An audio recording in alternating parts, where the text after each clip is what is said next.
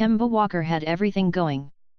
He sat down with less than 2 minutes left in the third quarter with 39 points on 14 for 21 shooting.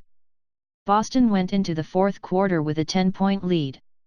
All they had to do was keep hold onto the lead long enough for Walker to come in to finish the job. They couldn't. Boston committed 4 turnovers in 2:43 and watched their lead fall to just 2 before a timeout. They upped the pressure defensively, turned us over, Brad Stevens said after the game. We had live ball turnovers that lead to layups. Those are killers. By the time Walker checked back in, his magic touch was gone, wiped away by double and triple teaming Pacers defense that limited him to 5 points the rest of the way.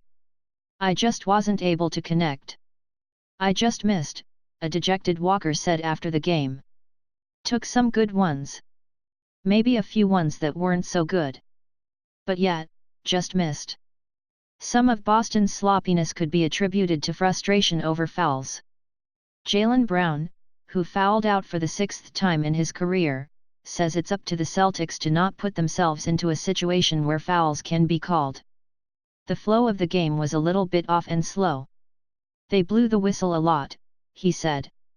We should have did a better job of setting the tone, the physicality, and we didn't, so we let the officiating get involved too much for us and we got behind even though we still had every chance to win this game. The Pacers bench was the biggest driver in the win. Aaron Holiday scored 11 of his 18 points in the fourth. Not only was Boston's bench outscored 24-6 in the fourth, the entire Celtics team was outscored 24-23 by the Pacers bench. The story of the game was their second unit dominated us both stints tonight and gave them a great lift, Stevens said. They did a great job of moving it, playing together and making the right play. Accentuating each other's strengths, they really played well together. Boston went nearly 5 minutes of game time without Walker. Stevens went with some interesting lineups in the fourth before reinserting him, which begs the question of whether Walker might have stayed on the bench a tick too long.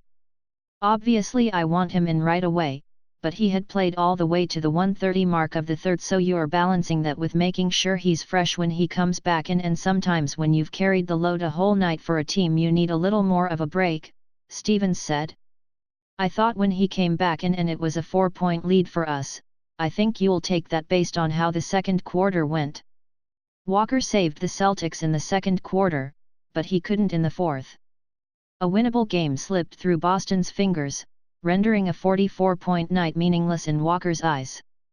I felt pretty good, I guess, he said. It really don't matter. We lost.